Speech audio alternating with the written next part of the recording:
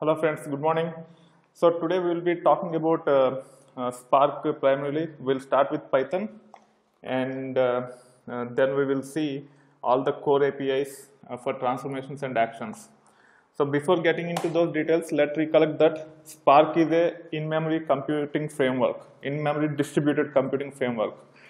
So what will happen is once you read the data will be preserved in memory, and then you can the data will be loaded in memory using a data structure called RDD.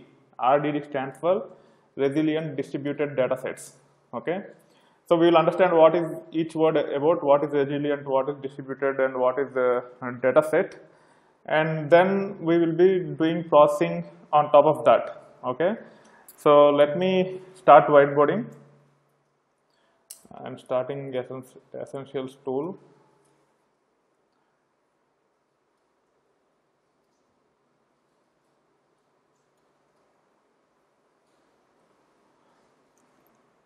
So here we are. So the major difference between Hadoop and Spark is the execution framework. Okay. So in Hadoop, the execution framework is MapReduce,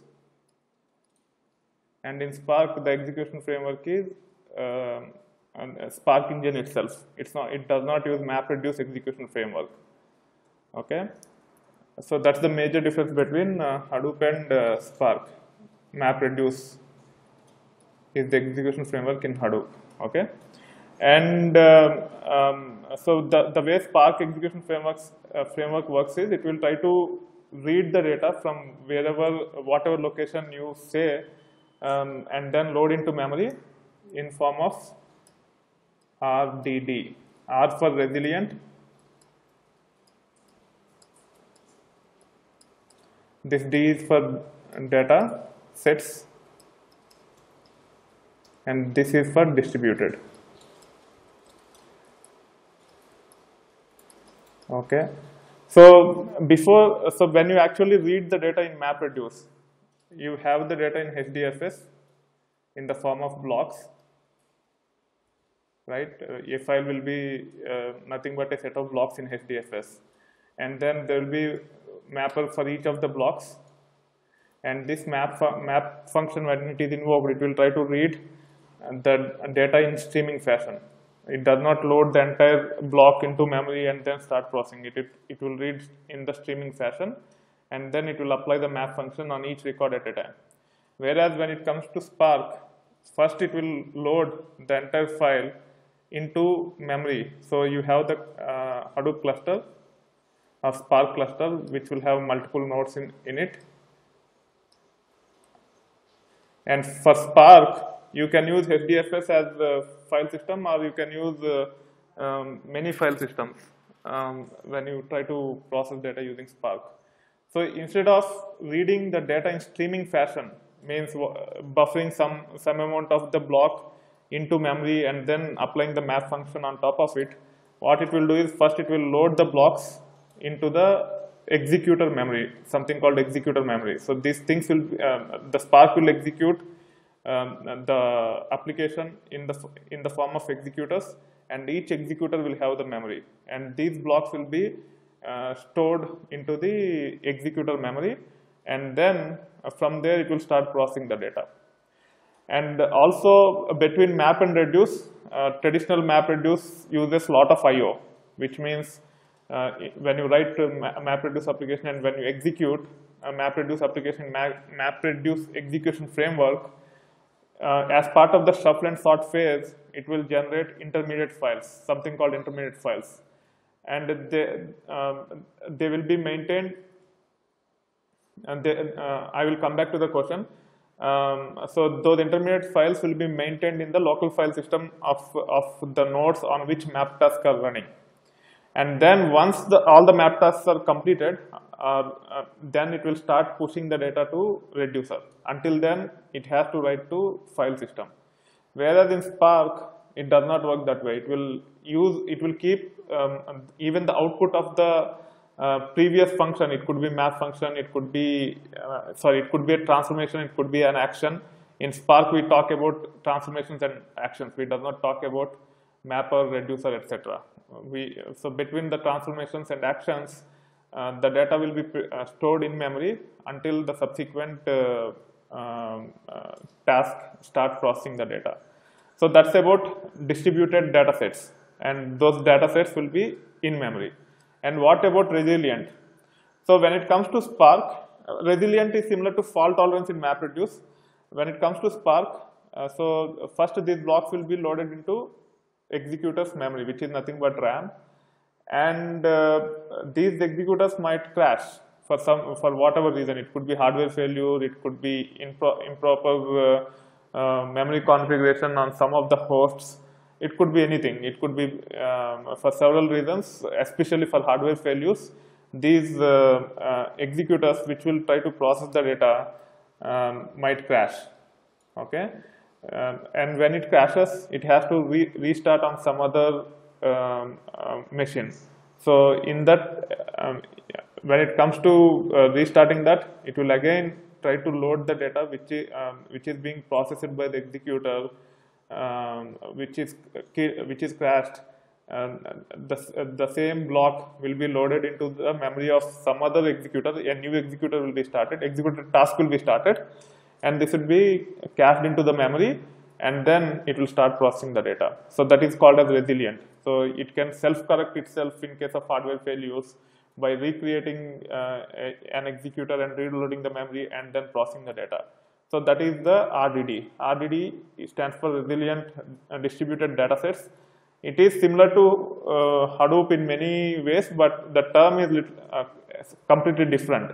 So here the distributed data sets are in memory, and instead of fault tolerance in MapReduce, here they call it as resilient, which means that the executors can self-correct and reload these data by creating, means Spark can self-correct the failed executors by creating a new task and reloading the data which is being processed by the crashed task. Ram Kaushik's question is, executor memory same as RAM of each node? Executor memory is the subset of RAM. So if you have 16 GB RAM on each of the host, you can have multiple executors, and at each executor level we will define memory, and at each executor level it will inherit that memory component.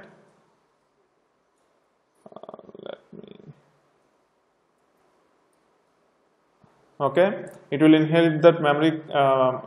It will try to leverage the overall memory of the node for each executor, and then it will try to process the data. So Pramod's question is, does using HDFS as a storage offer a specific advantage? Yes, HDFS is a distributed file system. So it can actually improve the performance because of the data locality and all those things inbuilt. And Spark actually uses the same APIs what Hadoop uses for file system, even for local file system or S3. For all those things, Spark uses the same APIs when it comes to persistent storage on disks. HDFS is one of the storage. It can work with S3, local file system, etc. Okay, so advantage of HDFS is you have distributed file system, and based on that, it will try to leverage the data locality while processing the data using Spark. And also it applies the concept of block size and all those things to write the data back to HDFS in distributed fashion, so that we can actually process further in distributed way. Okay. So next question is, sir, then how are we able to put all the large data which will be in terms of petabytes in portion of RAM? That's what, you cannot replace MapReduce completely, or Hive which runs on based on MapReduce completely. Spark is primarily for ad hoc querying and interactive querying, where we will typically deal with megabytes and gigabytes of data. When it comes to MapReduce based solutions, they will not perform in interactive fashion, whereas Spark, as it uses memory effectively, you can actually get interactive use cases implemented in Spark. On top of that, even though if you have petabytes of data, if you plan properly, you will not be processing petabytes of data on regular basis. So for example, if you want to see a trend of a retail store over past 7 years, even for companies like Walmart, data should be aggregated to check at daily level, weekly level, monthly level, and yearly level. When it is aggregated and when we start looking into reports on daily basis, the data that will be supporting those reports will be typically small. Even to aggregate, for example, to aggregate at daily level, you have to just aggregate 1 day worth of data. If you have to do it at monthly level, you can aggregate already aggregated data. You need not go back to the raw data and process it again. So even though you have petabytes of data, even with MapReduce based solution, we don't process all the data at a time. Processing is different and storage is different. For storage, we still use HDFS. For processing, we can move many of the use cases to Spark because it is both fast and also address the issue of interactive reporting, which is not possible in traditional MapReduce. Yes, when you actually try to process terabytes of data, you cannot port it into memory, and in that scenario, you might have to still use Hive queries or MapReduce programs to do that. So the probability of writing MapReduce programs will go down significantly. So another question is, while dealing with big data projects, we'll be using Spark and MR as complementary technologies, right? Not at the cost of one technology with respect to other. That is not correct. Spark actually override a lot of MapReduce based use cases, but there is still room for MapReduce where, as you said, petabytes of data has to be processed on regular basis, or terabytes of data has to be processed on regular basis. So they complement each other in some use cases, but in some use cases, Spark have started cannibalizing the MapReduce based technologies. That's why Spark is getting a lot of traction. And also developing using Spark is much simpler. I actually created a video day before yesterday comparing Hive, Tez, Impala, and Spark. All Spark SQL based on what are the differences, because all of them uses SQL to interact. So what is the difference between the four? I have covered, and I have covered all these points over there. So the next question is, if amount of data is larger than RAM, then when Spark program is executed, would it be still better or equal than MapReduce? In most of the cases, it will be better. In some cases, it will fail, say with out of memory issues. So there are, and I will answer that question, Vardhu Gopi. Gopi. So let me show some important Spark programming guide. So even if data cannot fit in the memory, there is a way where you can say how you should persist the RDD. If you use memory only, you will get the best of the performance. If you use memory and disk, it will try to use memory as much as possible, and then it will try to flush into disk if it cannot fit in the memory. As more and more data goes into the disk model, the Spark execution time can be significantly higher, and also it starts running into out of memory issues if you just say memory only. So you need to explore these things about how to address those kind of issues and understand in detail how you should use, what you should use. On top of the performance, because of the memory usage, as I mentioned to you earlier, Spark is, you can use one programming language, either Scala or Python, to develop end-to-end stuff. You don't need to use Scoop, you don't need to use Hive, you don't need to use Pig.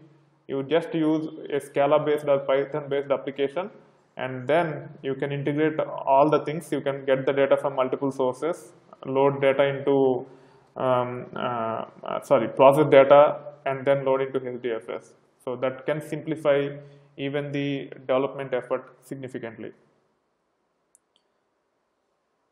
So the next question is there are some Hangout sessions which are scheduled, some are ad hoc. So I'm just using Hangout for ad hoc purposes so that I don't need to record a video and then upload into YouTube. It will be automatically uploaded, so it will save some time. So does the industry use the Spark? And does the industry use the Spark more now? No, it is still MapReduce, but it is going towards the direction of the Spark, because Cloudera, Hortonworks, Mapper, everyone is pushing Spark aggressively. So the next question is, can you please specify? Okay, before that, Venkat have asked privately. Spark also writes data periodically to NoSQL Hive after transformation actions implemented. Correct? Yes, you can use Spark. Databases like Cassandra, HBase, etc. provide APIs to load directly into them as part of your Spark applications. You can do that. When it comes to Hive, Spark works on HDFS itself. You can actually integrate Hive in Spark. You can actually run Hive queries in Spark, which you will see today. Okay, so no more questions because we are actually covering the theory instead of practicals. You should focus more on practicals. Theory part, you can explore these things, and as you understand the practicals, you can actually understand it better. Okay, so no more questions on theory. Let us move forward. Let me answer these couple of additional questions. So can you please specify some use case for Spark which you have worked on? Yes. So earlier when I was working for Harman, we tend to get data, and then as I have mentioned to you earlier, we used to process using traditional MapReduce and load into Redshift. And from Redshift, we used to connect Tableau and get the reporting out of it. So there, because of the limitations in Redshift, the performance of the reports are slow, and also the processing of the data used to take a lot of time. So there we have implemented Spark for both, means it's a POC, we haven't converted into full project because of some other reasons which I don't want to get into, but the POC was successful, and we were able to process the data using Spark in timely manner. It means much faster than MapReduce. And then we also actually connected Tableau directly from Spark and directly to HDFS through Spark connector. Because we don't need to use Redshift, our end-to-end processing time have gone down significantly, at least 30–40%. And also for reporting, we started using Spark, and performance is better in most of the cases compared to Redshift. The reason why we didn't go that route is at that time there is no support from Amazon to connect Tableau to Spark. Okay, no, sorry, Hortonworks. I think we were using Hortonworks distribution, and at that time there was no Spark connector. Yeah, Hortonworks have that. We did the POC on Hortonworks distribution, but when we try to perform that on AWS EMR, Amazon EMR, Elastic MapReduce, which is competitor for Cloudera and Hortonworks, there Amazon did not provide support for Spark for Tableau to connect to Spark using Spark drivers. So that's where we put it in the back burner. Okay. So the next question from Ramakant: can I think in this manner? Spark uses RAM of all nodes while performing transformation on a RDD as per scheduling algorithms developed. Will it work in this way? Yeah, that is correct. Spark uses RAM on as many nodes as possible to perform transformations of RDD, because a RDD might not be distributed on all the nodes if your data set you are trying to process is smaller. Okay, so that's it. Now we will go ahead and start looking into the actual stuff. Okay, so for I will be using my GitHub code here, but yeah, you can either come here, or if you are planning to pursue the certification, you can go to my website itversity.com and go to the CCA course, and you can start following that. Okay, so again here I will not be focusing on all aspects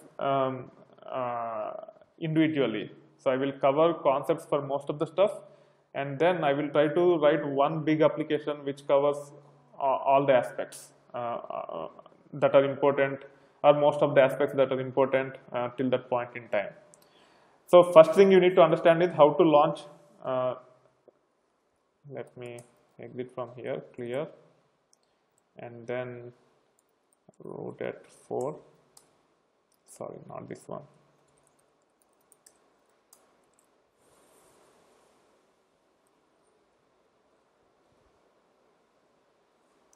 So I'm in CloudX lab, and the way you can actually launch PySpark is by typing PySpark. It will actually launch the Spark in Python context. Okay, and here you need to have a little bit of a Python background. In case of Python, if you are from Java or any other programming language background, you don't define variables. You typically do. For example, if you want to create a variable I with 0, you just say that, and then if you type I, it will print the value of it. And also, if you are from Java background, Java does not provide this interactive command line interface, whereas Python and Scala does provide. So you can immediately see while developing the code snippet, and then you can embed that code snippet, and you should be able to submit the application. Okay, so there are many differences between Java and other traditional programming languages compared to functional programming languages like Spark, Python, Scala, Ruby on Rails. All these are functional programming languages, and they are significantly different from our traditional programming languages like Java, .NET, etc. Okay, here let me close this. This is not required. Okay. Here, if you have to develop a Python-based Spark application, you have to create a file like this. In this case, I just created a file by name savefile.py, and then you have to write the program like this. First, you have to import some packages such as Spark context and Spark conf, and then you can use the conf object to set the application name, and then you have to create a variable with Spark context. So here conf is a variable for Spark configuration, and SC is a variable for Spark context, and then data RDD is a RDD type of variable, and this will actually read the data. So to read the text file, you use this one.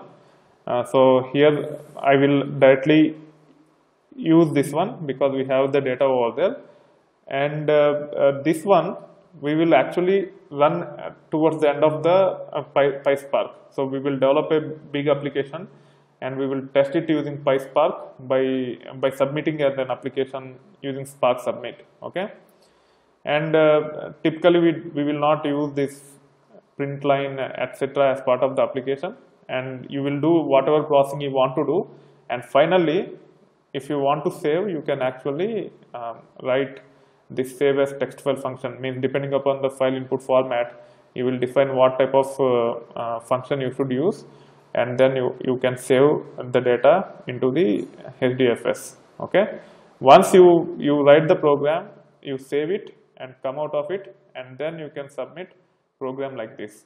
If you run like this with the master as local, it uses Spark native execution framework. It does not use the yarn. Okay, but if you are using any distributions such as Cloudera or Hortonworks, they by default they integrate with yarn. So the default behavior will be to run using yarn unless you change the configuration settings. and then it will execute using yarn framework, leveraging the data locality and all those things. Even with local, I think it uses the data locality, but the major difference between local and yarn is if you run it in local, then yarn does not know the resources being consumed by Spark. It can impact your other applications that are running on the cluster, such as HBase, MapReduce. All these things can get impacted because the yarn is not monitoring Spark. It might not allocate the resources effectively, and you have to be a little bit careful when you use local, especially while running on the distributions. Most of the cases where there are no other applications running on the other execution frameworks such as MapReduce, HBase, etc. If they are not running on the cluster, people prefer to use local because it is much faster compared to yarn. Yarn has a lot of overhead in starting and stopping the job, and hence it is relatively slower compared to Spark native execution framework. Okay, so this is how you can actually submit the application. We will come back to that later. And here, when you actually launch PySpark, you can see that Spark context is already available as SC. So whatever steps we have defined here, especially this one, is already taken care. This variable is created when you launch PySpark. Okay, it launches Python with Spark context. That is what PySpark is. Hence, you don't need to create this SC variable which represents the Spark context, or SC object which represents the Spark context. Okay, directly you can create data RDD. And before running this, let us see the file format of this file. So I will open another window. Actually, I have to change the directory here. My directory is training 8634, and then I will actually search for it. So even in your case, you have to replace this portion in most of the cases. Is it with only Murali or everyone? Can others hear? Hello, can you guys hear me?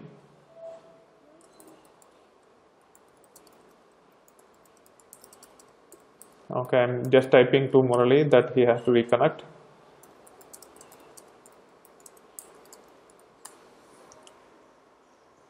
Okay, so first let us understand the file format of the file which we have already imported. So I am opening another window, clear.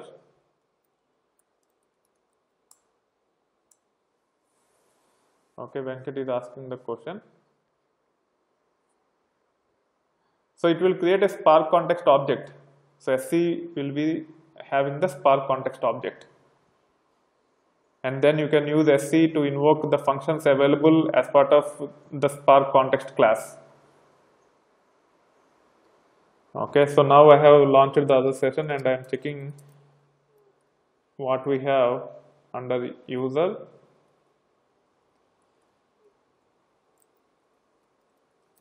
Training 8634, hit enter. I have double quote at the end, that's why it didn't run properly.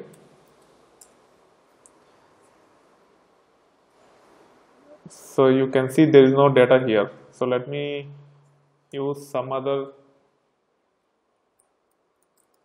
data set.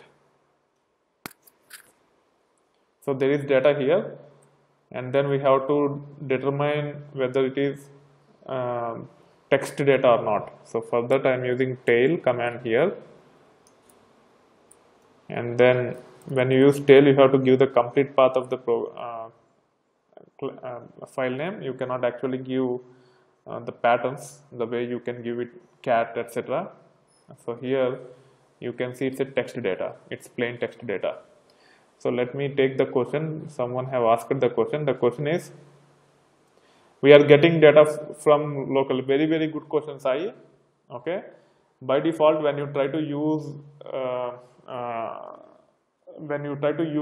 Cloudera or Hortonworks, it will be automatically integrated with HDFS. That's why it will try to read the data from it will read the data from HDFS, but you can read the data from files also. Okay, so let me so there is another question. Let me finish this. So by default, when you use the distributions such as HDFS, Cloudera or Hortonworks, it try to read the data from HDFS. That is the reason being, if you go to cd/etc spark conf and ls-ltr. So here, as part of some of these parameter files, we will define from where we have to read it. I think when it comes to Spark, it is spark defaults.conf. Let me see that.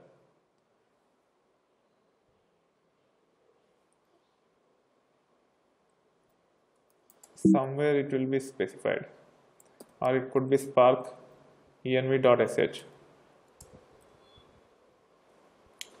Okay, I will promote that need not be correct. Means, yeah, well, if you want to read the data from local file system, that can be used, but you can configure even the local file system as default. So what Pramod is saying is correct. He said we can actually read from the local file system by using file : ///, but even without specifying that, it might read from the local file system. In Apache Spark, it by default reads from the local file system. But when we actually implement using distributions, somewhere we connect these Spark and Hadoop, and it will by default try to read the data from HDFS if you do not specify anything, any protocol. Okay, so in that context, the same thing, if you want to read for HDFS, from HDFS, the best practice is to use HDFS protocol and then use the name node IP address, port number, and then the directory location. Okay, so here let me show that one rather than reading directly using this path. Okay, now we want to load data from here. Okay, and we can paste it here, and then we can go to coresite.xml, cd Hadoop, view coresite.xml, cd conf, view coresite.xml, and here you can get the name node IP address. You can copy this one.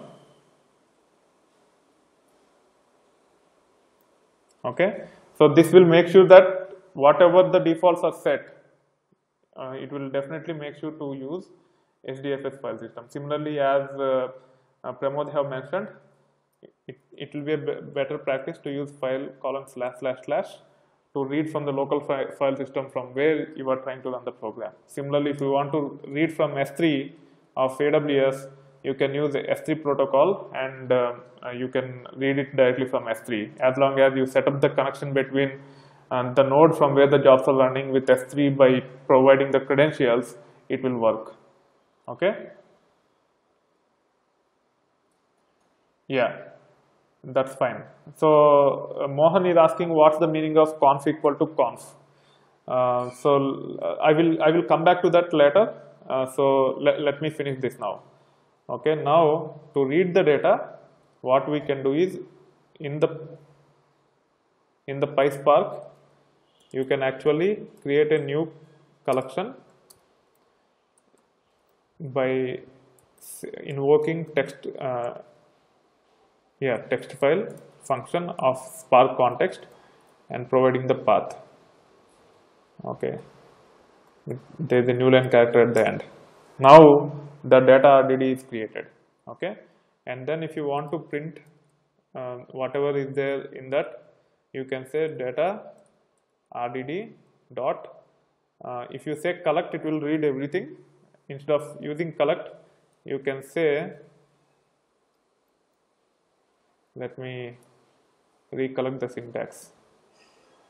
We should not use collect. If we on departments we can use collect, but on the other ones you should use take. because the orders have a lot of data and it will take some time to print. Okay, and then this is how you typically write for loop in Python. It starts with the for and then a variable name in collection. So data already is nothing but a collection. Okay, and then you have to indent when it comes to Python. You don't have the braces such as Java. It all depends upon the indentation. Here you have to indent properly. If to define certain things within the scope of for loop, you have to follow a particular indentation pattern. Here I am using 2 spaces.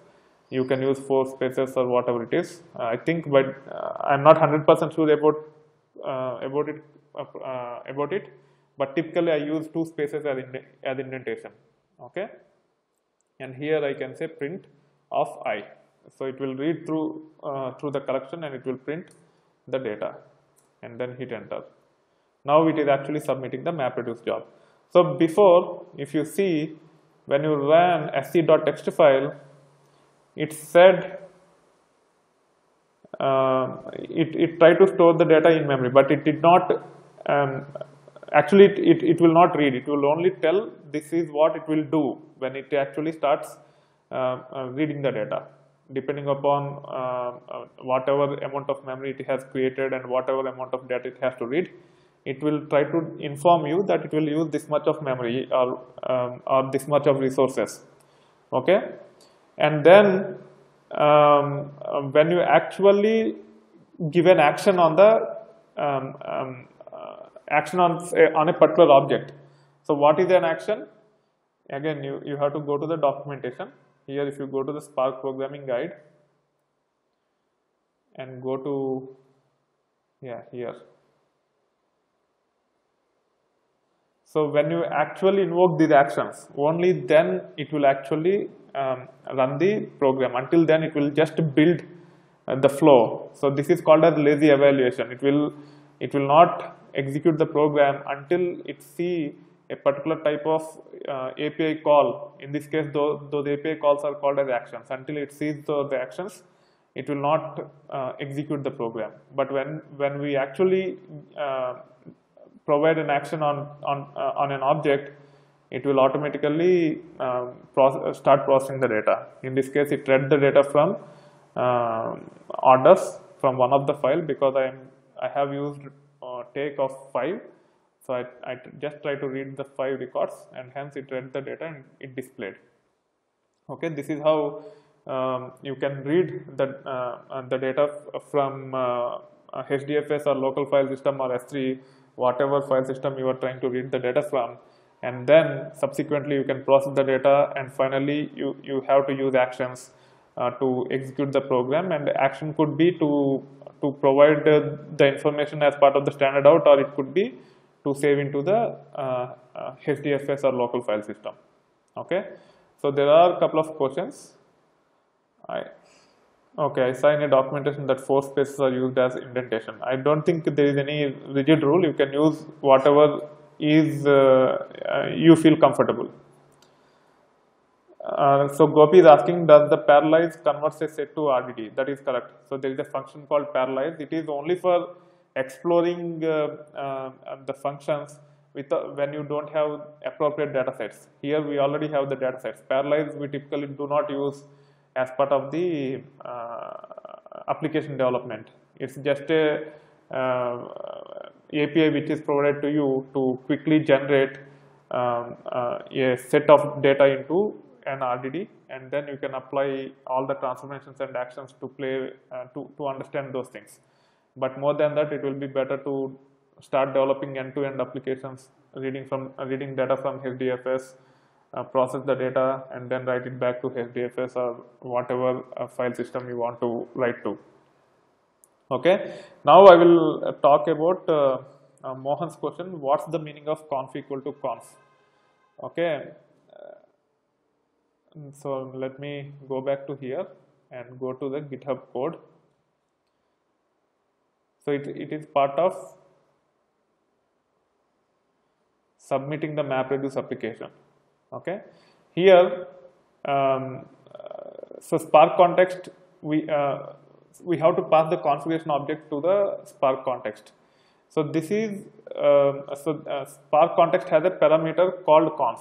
So here we have created an object by name conf, and that conf object is being passed to the parameter conf of Spark context. That's it. There is nothing much. Okay, and then we have seen about text file. Similarly, you can have so save as object file. Forget about it. It is it only works in Scala. It does not work with. Yes, I guess conf can be of a different name also. So, but the parameter name has to be conf. So this you cannot change.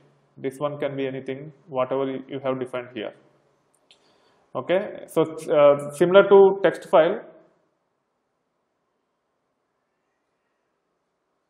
Okay, another question is when a same data set is being called by multiple contexts, then I do not remember, I could not understand that. There is nothing like multiple contexts.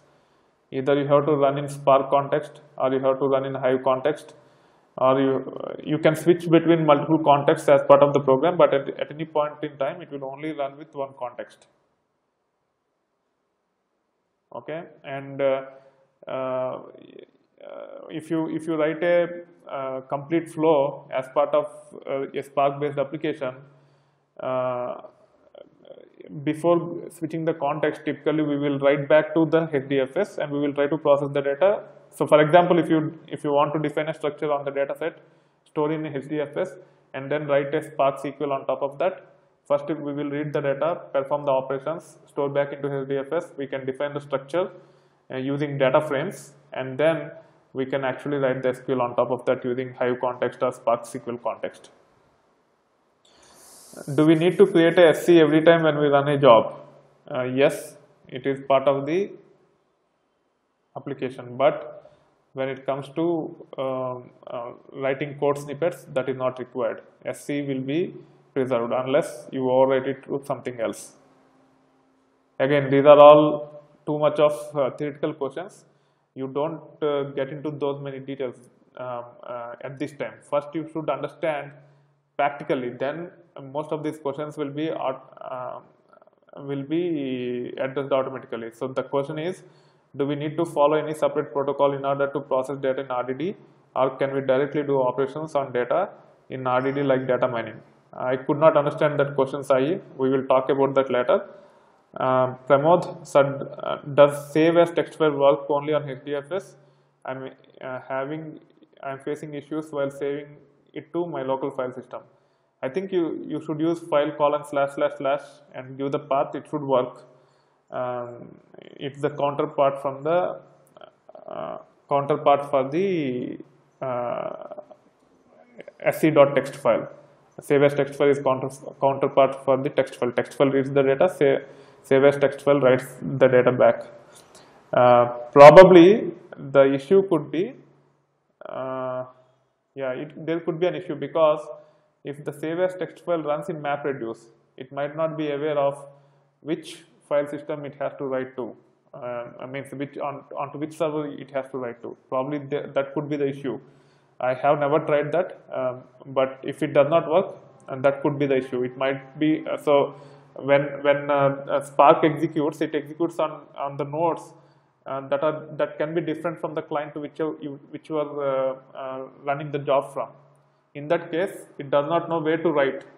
So that's where you might run into issue when you use save as text file and write to local file system. But I never tried that. Okay, no HBase now. We will talk about it later. Okay. I guess transformations and actions or operations on RDD. Maybe, okay, anyway. Do we have gateway node concept of Spark? Yes, gateway is universal concept. Typically, we will submit all the applications from gateway node itself. Gateway or client or edge node. Okay. So now, let us come back to the actual stuff. The next thing is, so while reading the data, you can use sc.text file, sc.sequence file to read the binary data, and there are a few more APIs which you need to be aware of to read the data. I will not be executing all these things. You can practice these things after when you actually using the lab later.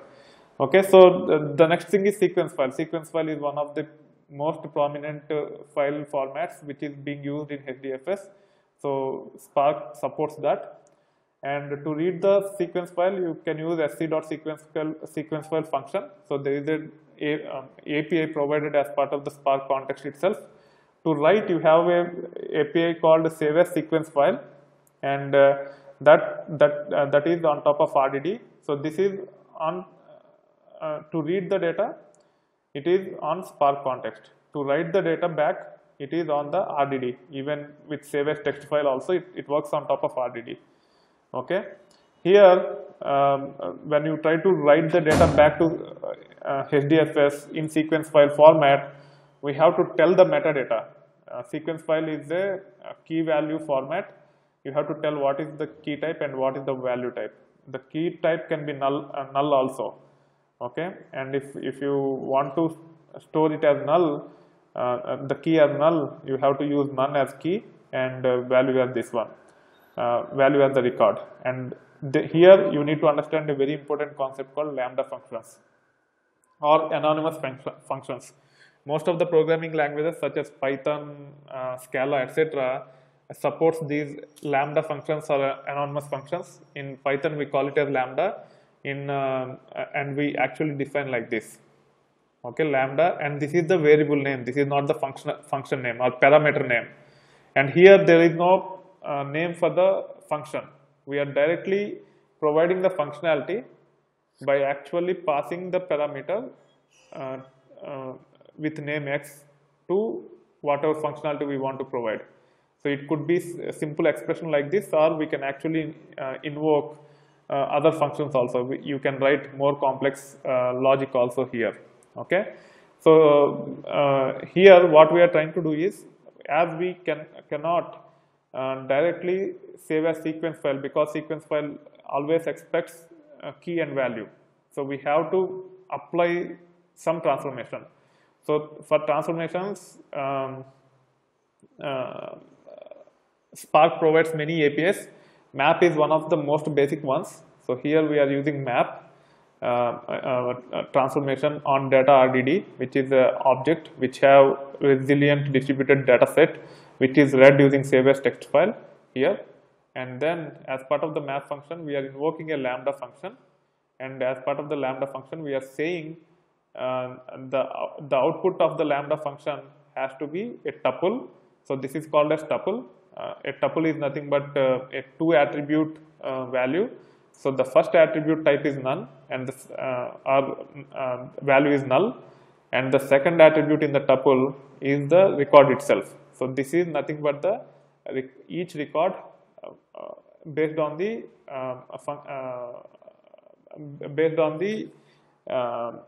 data that is read using save as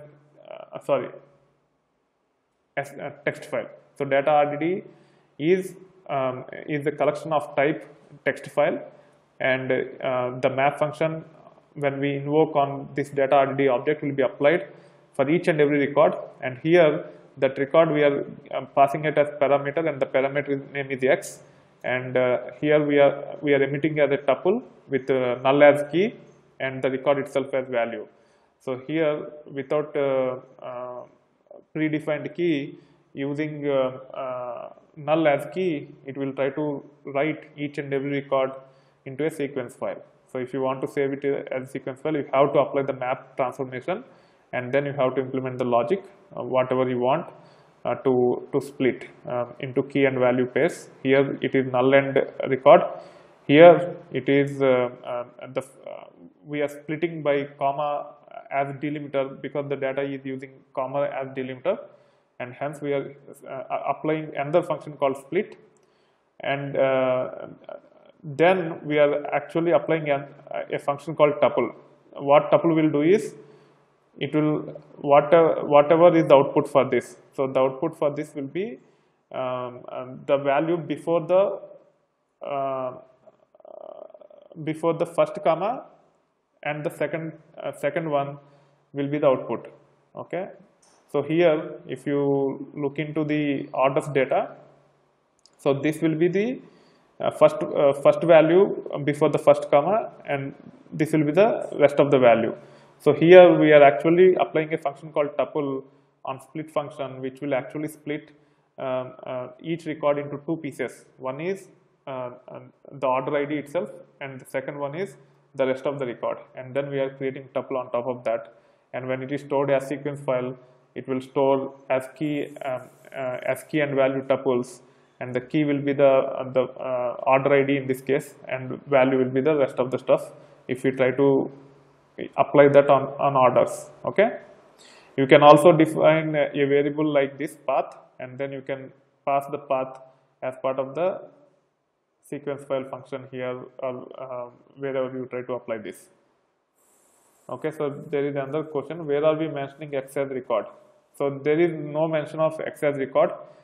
Here we are applying this map function on this RDD, data RDD, and depending upon the text file, whatever is defined as record implicitly will be considered as record. Okay, so here there is a flow which you need to follow. First, we have read the data using sc.textfile. So text file will determine what is the key and what is the value to read each of the record. So the key will be the line delimiter, and the value will be each line. Okay, so that is how text file will try to read the data, and using that this data RDD object will be created. So each line will be created as a record as part of the data RDD. When you apply the map function on top of it and pass a parameter by whatever name you want as part of the lambda function, that will be nothing but one record at a time from the RDD, and that will on each of those records it will try to apply the functionality to it will try to apply the transformation logic which you are defining as part of the map function. Okay, so the next question is, can you please explain the tuple concept once again? What is the difference when we give tuple and if not given?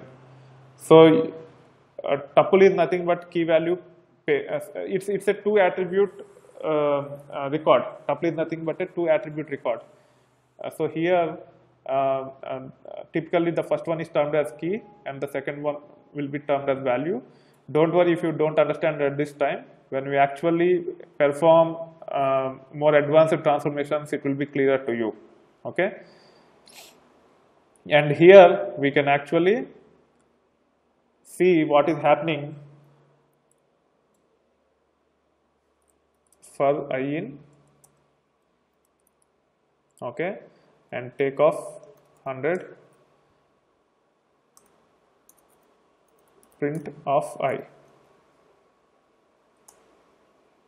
and hit enter. So now you can see I have ran this on data RDD dot map. Okay, so this is so already data RDD we have read orders data into this RDD object, and then we have applied the map function to apply to take care of the transformation to define the tuple and that so that we can store it as key value pairs using sequence file. Okay, and here tuple is nothing but a function here which will create the tuple on the data which is splitted by using the split function. Okay, and you can see the output here. So this is what tuple is.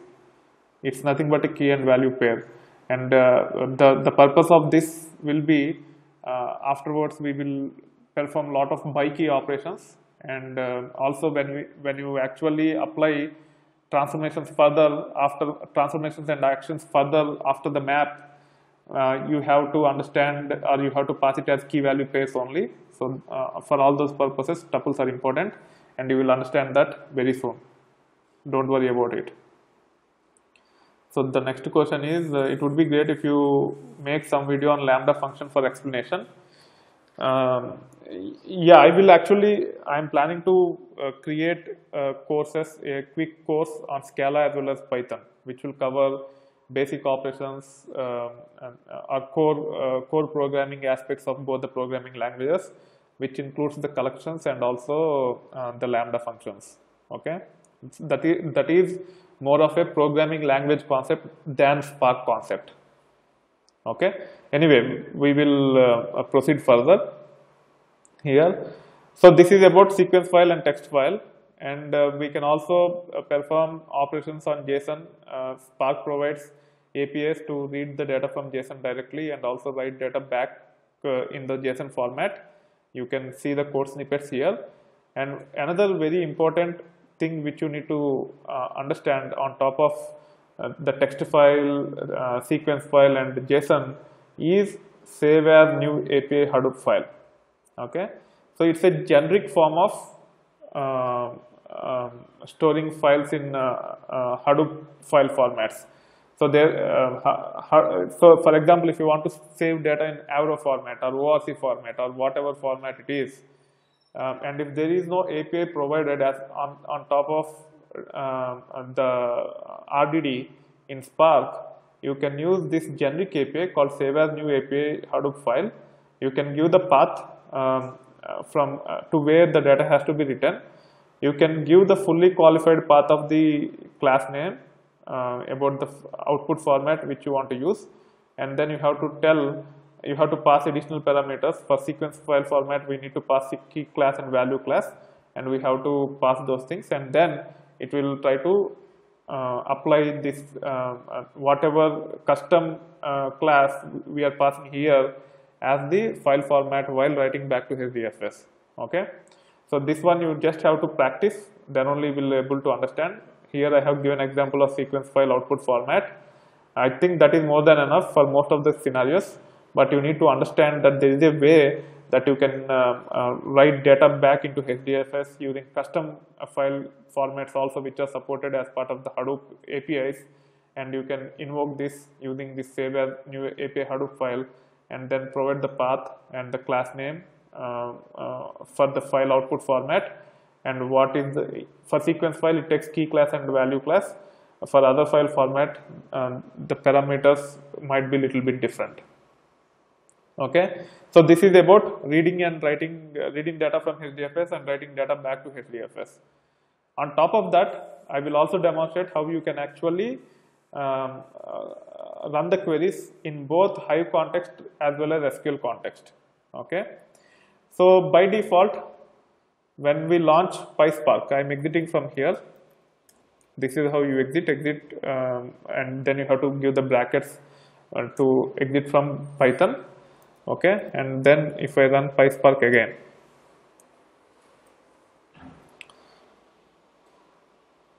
you can see Spark context is available as SC and Hive context is available as SQL context. So both Spark and Hive context are available at the same time. I think Mohan have asked about this one. So by default, Spark context and Hive context are available. Spark context and SQL context are available, but in this case, Spark context is available as SC, and SQL context variable is set to Hive context. So if you run this any SQL query using SQL context, it will try to connect to Hive Metastore, get the metadata, compile it into a Spark related application, and submit the job. We will demonstrate that. So it's pretty straightforward. You don't need to do anything else. You don't need to anything here. You don't need to do anything here. You can just say department's data SQL context, because it is already pointing to Hive. I can say this from training 8634.departments. I hope everything works fine here, because last time we ran into some issue when it comes to running against JDBC. If this returns into any issue, I will try to get it resolved with CloudX Lab guys. Okay, so the parsing is completed, so it is able to identify this table under my database training 8634. So this is the database of Hive. So here I am trying to query from the Hive table directly. Okay, so now using this RDD, which is generated using SQL context, I can say for in dot collect print of I. Collect will actually get all the records in the RDD and it will print here. So you can see the data here. So it is returning row objects for each and every record, and you can see the column name and values here. If you want to be more specific, you can actually, instead of giving star, you can give the names also. Department, ID, department, name.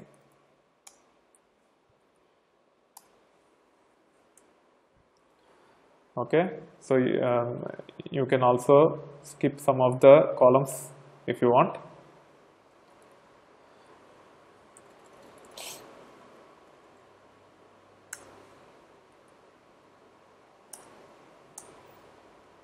You can see it here, the department IDs.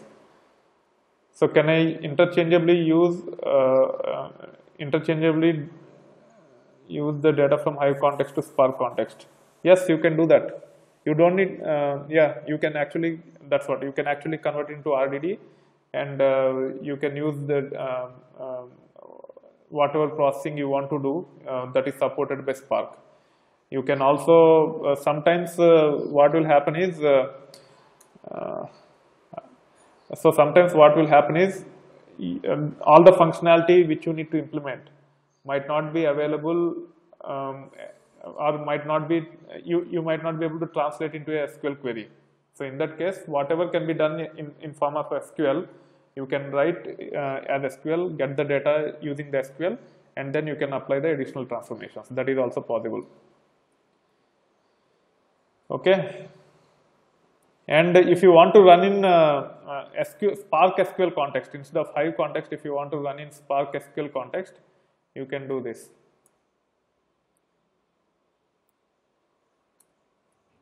Okay.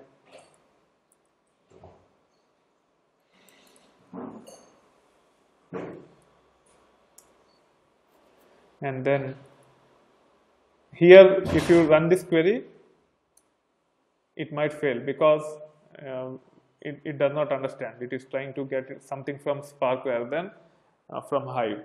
And now the context is changed to something else.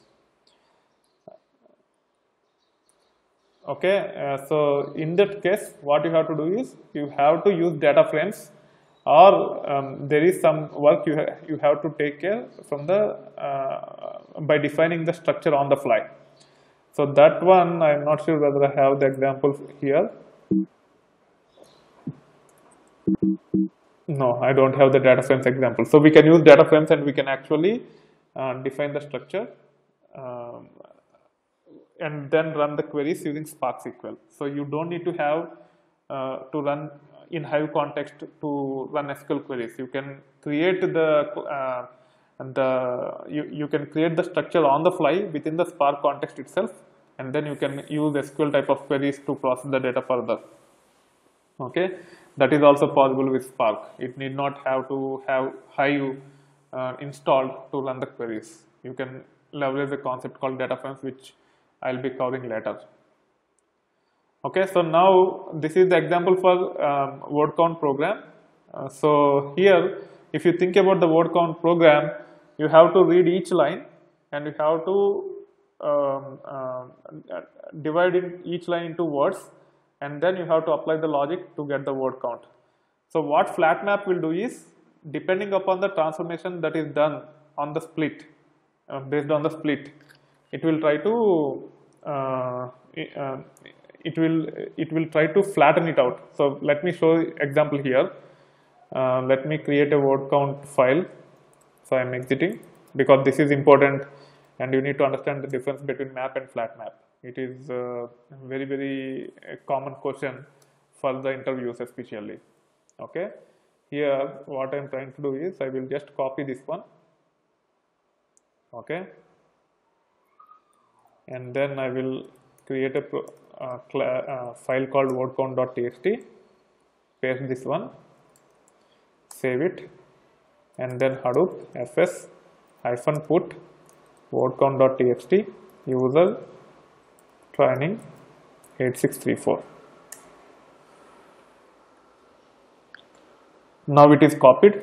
Now I am actually launching PySpark master local. So if you use master local, it might be a little bit faster compared to yarn. So I typically use local whenever I practice instead of native mode, instead of using the yarn mode. Yarn is a little bit slower. So now we can actually create rdd equal to sc.text file.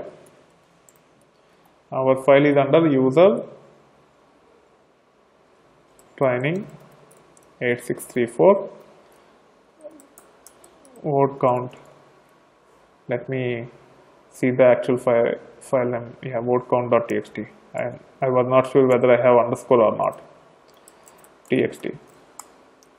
Okay, now the data RDD is created. It will be better, especially when you try to do it relatively new in the beginning. It will be better to validate at each and every step, because as it uses the lazy evaluation, even if there is a typo here, it might be success. So here you can see that it did not comply. It just said that it tried to create the blocks with some memory. It's just informational. It actually did not do the job that is required. It will only be you will only come to know that there is an issue by running an action on top of that. So it will be better to validate after each and every step until you get comfortable and you avoid typos as part of your practice. Okay, for in data rdd dot take of 5 print of 5, and now it will fail. See, it says that the file does not exist. Now we will replace this one, and now it will show the first 5 lines. So these are the first 5 lines which we got from the wordcount.txt. Okay, now we have to split this line into multiple words, and then we have to perform the count to get the word count. Okay, so for that, first we have to apply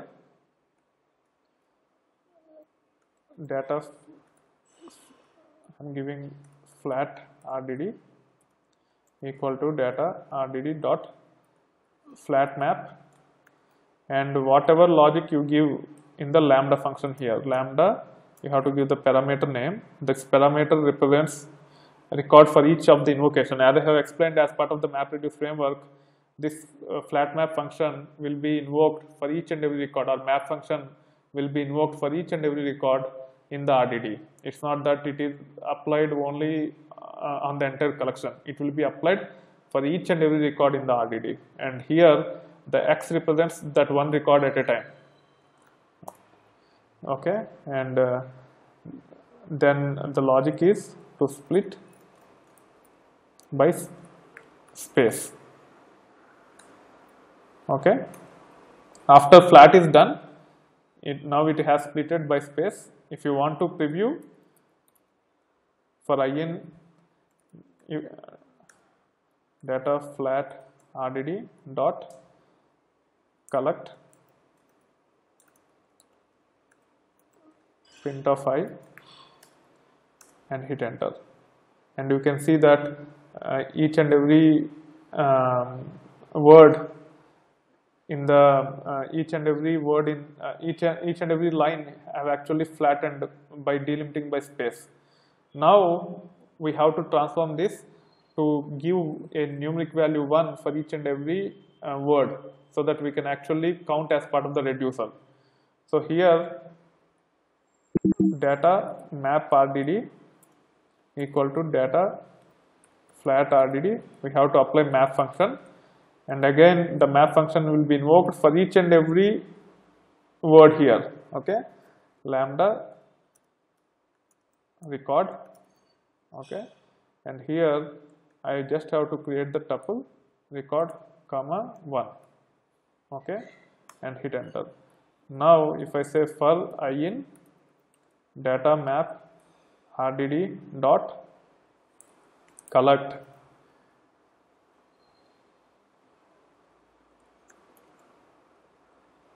print a file, you can see there are tuples now.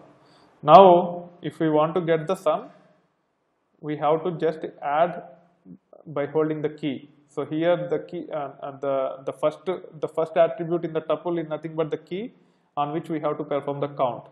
So for that we have to say data map. No, that's why I have changed the parameter name. Earlier I used to use x. Now I made it as rec to represent it as a record. Okay, it's just a variable name. It's not a keyword. Data map rdd. Okay, and then already map is applied on this, which is creating the tuples like this. And now I have to say reduce by key. I will cover the reduce by key lot in detail as part of the next class. This is very important one. Reduce by key, and here it takes two parameters. So map take only one parameter, and that parameter represents one record at a time, and reduce by key takes two parameters, and this reduce by key function will be invoked for each unique key in the output of the mapper. Okay, it does not invoke once for each and every tuple. It invokes only once for unique key that are emitted as output from the mapper. Okay, or map transformation. So here it takes two parameters. First one is accumulator, which is an implicit. It is an implicit type of parameter which will be. It's not implicit parameter. We are giving it the name, but it is managed implicitly. And how it is managed, I will explain in a moment. And the second one is the record. So it takes two parameters, and this accumulator based upon the data type of the value. So here reduce by key means it is already grouping by the key. So here we will be getting the value as the record. It does not get the entire record here. Okay, instead of giving rec as the second parameter name, let me give it as value or val. Okay, here the val is these ones. Okay, and it's the array of those ones, and accumulator will be initialized with 0, and as you have multiple values in the arrays, and whatever function you apply here, okay, here we will be saying accumulator plus value. Okay, so when the function reduce by key is invoked, this accumulator will be initialized with 0, and depending upon the number of values we have for each key, those values will be read in iteration, and those will be added to the accumulator here. And in the end, if we actually apply collect function on top of this, okay, and then print of I and hit enter, you can see that we are getting the count for each of the keys. So remote is repeated twice. Info is the one which is repeated many times. Let me see, info is there 29 times. So this is the how it will actually get the values. So let me write it everything in one line. That way you will understand. For I in data rdd dot flat map. Flat map will actually flatten out each of the line based on the split logic. So here the input for flat map will be one record at a time on this RDD, and here I want to say rec dot split space, okay, and it is flattened. Now you can apply map function on top of it. Again, the map function will be invoked for each and every word that is generated because of the flat map. So if you have 10 lines, flat map will be invoked 10 times. for each record. Sorry, 10 once for each record. And if on average each line have 5 words, and if there are 50 words in total, the map function will be invoked 50 times here. And lambda rec, here rec, we are creating a tuple of rec comma 1. Okay, so the difference between flat map and map is, depending upon the split logic, it will actually flatten out. Whereas map will only, for each input record, it will try to emit output record. If you does not, yeah, for each input record, it will emit an output record. Whereas flat map, for each input record, it will emit multiple output records because it flattens out based on the split logic. And then reduce by key.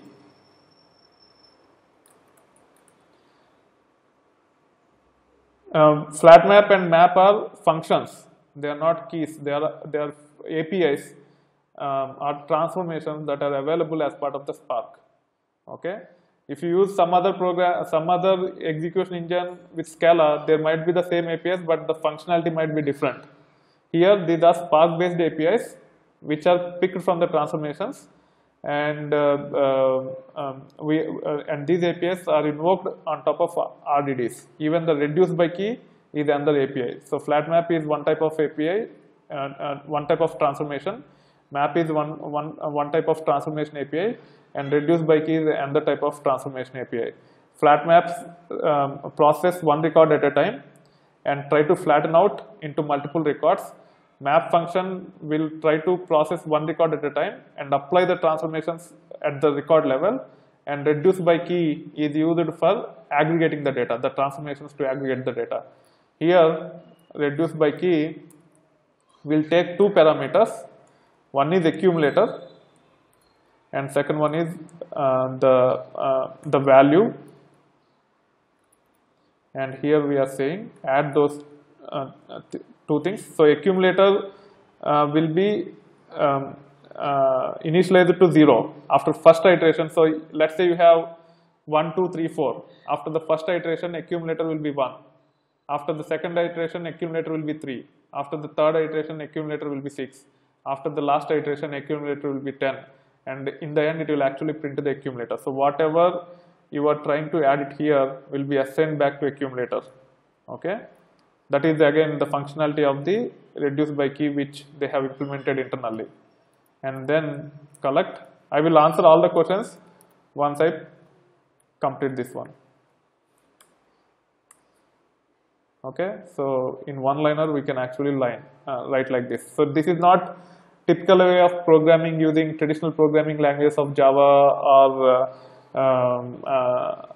.NET. Okay, so we are actually piping the output from one function to another function by just using dot, and it will as long as the output of this one is acceptable for this one, it is fine. Here flat map takes RDD as input and it generates RDD as output. Okay, and map function takes RDD as input and it generates RDD as output. Reduce by key takes RDD as input and it generates RDD as output. So here we can pipe it without any issues. Now let me take the questions.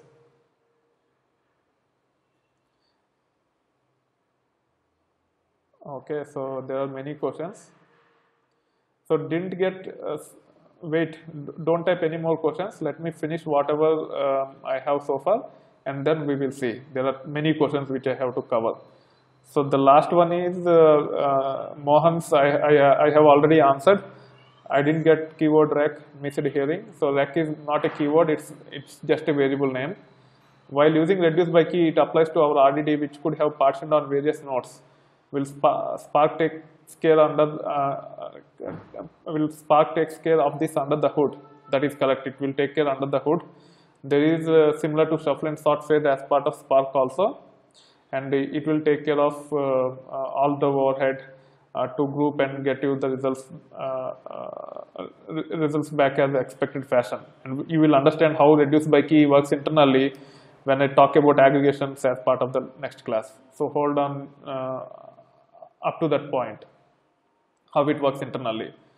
And then Vadhu Gopi have asked lambda function will only use the value of kv and do not touch key. Is it correct? ACC and value implies the value in key value pair. That is correct. So lambda function so one is accumulator, it's not value. So what as part of the reduce by key, whatever we have got, whatever we are defining as two parameters to the lambda function or anonymous function, the first one is accumulator, just to accumulate the data in an additive fashion, and the second one will be the value for each key. So in this case, reduce by key for info will have 29 values, and those 29 values will be added to accumulator as it iterated through it. Okay. And Mohan have asked the question, flat map and map are keywords, right? No, they are not keywords, they are APIs, and those APIs are Spark based APIs here because we are running in Spark context. There might be Scala based APIs also for map and flat map as well as reduce by key, but Spark might have overridden that, and whenever you run in Spark context, it will actually run the functionality of the Spark, not the typical Scala. Scala also have those functions, flat map, map, reduce by key, etc. Okay. So Vadhu have asked me, Gopi have asked me, what does ACC plus val refer here? Value, yeah, that is correct. Rec1, so accumulator equal to accumulator plus value from rec1, and then accumulator plus value from rec2, etc. So let me whiteboard, that will make it clear. Okay, so here I am opening the whiteboard and opening a new page. So when the reduce by key is applied, I have to change it to fine point marker. So we are defining accumulator. It is maintained implicitly, even though we are giving the name, it is maintained implicitly. The first parameter in the lambda function of reduce by key will be maintained implicitly. Now you have, for key info, you have 29 ones. Okay. So to begin with, accumulator will be 0. Okay, it will be initialized to 0, and after the first iteration within the key, so within the key it will iterate through it like it iterates through a collection. The accumulator will reset to 1. So this is the value from the record 1, and this is the value from the record 2, this is the value from record 3, so on up to this is the value from the record 29. Okay, so accumulator will be reset to 1. Now these two will be added, 1 plus 1 will be 2, and accumulator will be reset to 2 here. Similarly, 2 plus 1 will become, so accumulator plus value from the record 3 will be added together, and this will become the new accumulator, and it will be reset to 3. So like that, accumulator will be moving until incremented or added until the last record. Once the last record is done, whatever is accumulated into the accumulator will be the final value that will be emitted as part of the output of this reduce by key function. Okay. So next question is, where in reduce by key you are mentioning the position of key and value. So reduce by key itself, it takes for each key, for each unique key. You don't need to mention where is the key and where is the value. It applies on the key. The key and value tuples are defined as part of the map output itself. So in this same function, if I don't create tuple as part of the map function, instead of tuple, let's say I'm only what should I do? Yeah, let's say I only say rec, and it is failing because it is saying too many values to unpack. It does not understand what is the key and what is the value. So the key and value is defined at the time of transformation as part of the map function. So reduce by key expects a record in all the records in RDD in a particular fashion, and that particular fashion is nothing but tuples. Okay. And Sai's question, can we want to import package like pandas and numpy to work with data frames? Yes, you can do that. You can actually take care of it. Okay, so yeah, let me know if you have, Gopi have asked me question. We did not use tuple function. Yeah, so here tuple function is not required. This itself is tuple. Okay. So when you actually define as part of the transformation in a circular brackets in Python, it is tuple. So here you can say, let's say tup equal to 1 comma 2. So we have defined a variable of type tup, and you can see the values 1 comma 2. So when you have to apply the tuple function, let's say you have a string called hello world, I am here. Okay, so that is the string. Now you want to define this one as key and this one as value. Okay, and if you want to define it as tuple, or if you want to define it as key, and if you want to define it as value, if I just use split function, so str dot split on space, hit enter, it has created a collection. Now I want to convert this collection into a tuple. Okay, so first I have to say split with space comma 1, and now it has become a collection of 2, and so here it has become a collection of 5 because I just applied the split. It actually tokenized the string hello world I am here into 5 different words, and it has created a collection. So if I say str.split with space as delimiter and 1 as a second parameter, so after the first string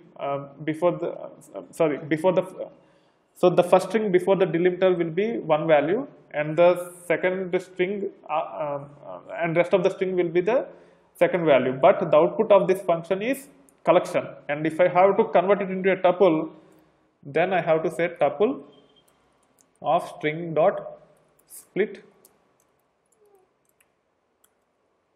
and now it will become tuple. Now you can see it's in circular brackets, whereas it's in square brackets here. So a tuple is a function of Python. It's a Python based function. It's not Spark based function. It's a Python based function. If you want to convert a collection into a tuple, you can use it. If you don't apply this tuple function, it instead of passing it as a tuple, it will be passing it as a array. And if it is a collection, if it passed as a collection, then your reduce by key functions will not work. So that's why earlier when we actually try to store a sequence file, it has to be a key value tuple, not the collection. That's why we have implemented tuple function on top of split logic, because the split function actually created a collection, not a tuple. Okay, but if we just want to process the data, and if you want to define the tuple as part of the map function, you can define by just enclosing it in a circular brackets like this. Okay, so it is very, very important. That's why I have emphasized quite a bit on this. This is the foundation. Once you understand this, exploring the APIs and implementing the functionality using APIs will be very straightforward. So Mohan's question, which is better to master for Spark programming, Python or Scala? So I will recommend both. Both are strikingly similar programming languages. You will understand later. So I recommend both, because you should aim for the application developer role, and or software developer or software engineer, whatever, or data engineer, whatever it is, it should be generic, and you should be able to adapt to the skills that are being developed for a particular module or for a particular project. So personally, I will recommend both. Yes, Python is used quite extensively when it comes to Spark.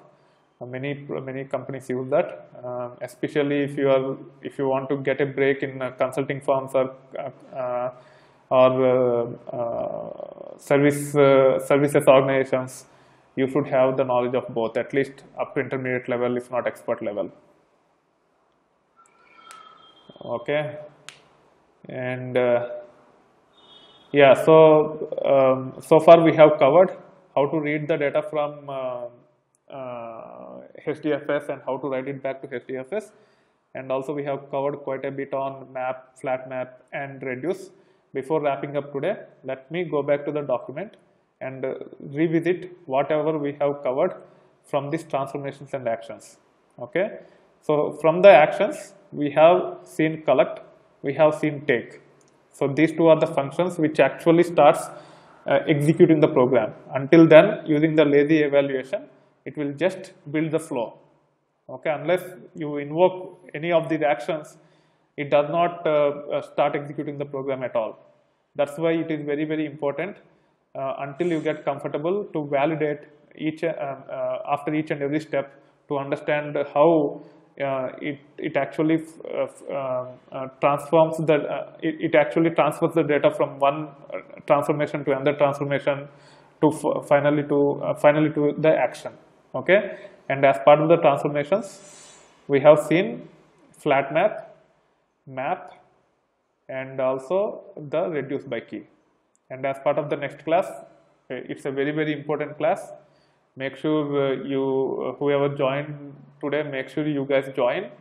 And if you have your friends which are missing from today's class, ensure that they join the next class, because that is the most important class of the entire course. Next couple of classes, we will be covering all the aggregate functions such as group by key, reduce by key, aggregate by key, the differences between all of these things, and also we will be covering joins and many other things which are very important to build the skills of becoming a good developer for Spark based applications.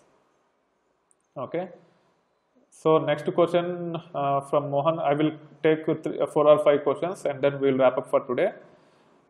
Next question from Mohan is, since you mentioned Spark Scala can be used for end-to-end programming of processing, can we use Spark Scala for MapReduce by calling disk plus memory? So Spark Scala can actually use Java APIs. I think probably there could be a way where you can invoke the MapReduce programs from Scala. But if you want to implement the entire logic in Scala, it might not be possible. If you already have the Java-based programs, because MapReduce does not support Scala. It supports Java, it supports other streaming languages like Python, etc. But Scala is not supported as per my knowledge. So you cannot actually develop MapReduce programs in traditional way using Scala. Okay, and don't worry too much about that. And as the follow-up to the same question, how much good it is to use this concept of MapReduce, and does industry use this for easy programming and maintenance? No, MapReduce is not easy programming. It's complicated little than traditional single-threaded programming programs.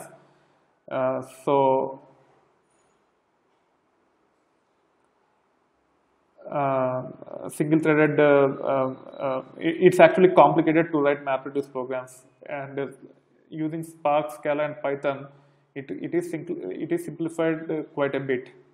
Okay, and MapReduce is used when you want to process enormous amount of data in distributed fashion. If you just want to add few records, writing MapReduce program is not required. You can just apply the functions on collections and it will take care for most of your requirements. So me, Chandu, Raj and Datta may not be able to attend next class due to a function. Is there any way you can arrange backup session for us? So backup session will not be possible next week because I will be in Mumbai, and I will be in a corporate training on Pivotal Cloud Foundry. Hence, from Sunday I will be busy. I will not be able to take any more sessions beyond the class. So it is not possible from Monday through Friday. Probably over the weekend, next week we will try to catch up. If you cannot understand whatever I have covered as part of the next class by seeing the video, I will take care later. It is modularized, so you don't need to worry much about continuity about the programs. You should be good to go.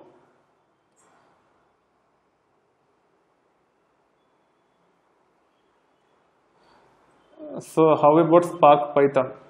I'm not sure. I never try to invoke MapReduce programs or develop MapReduce programs in traditional way using Python in the same application where Spark is used. I'm not sure. Probably it is possible. So purpose of using MapReduce programs can be served by using map and reduce functions, right? Yes, here we have much more than that. So in traditional MapReduce programming, you have mapper class and reducer class which you need to extend and which you need to implement the map logic, reducer logic as well as combiner logic. You have only two classes which you predominantly have to extend and implement. Here, most of the functionality is already part of the APIs. Hence, you see a lot of transformations. So you have join transformation. So in traditional MapReduce, if you have to join, you have to extend mapper, you have to extend reducer, and you have to implement the functionality to take care of the joins. Whereas here, it is already included as part of an API called join. So it's much more simpler to use Spark-based APIs to implement most of the common use cases than compared to traditional MapReduce programming. Okay. So I will take a couple of more questions, then we will wrap up for today.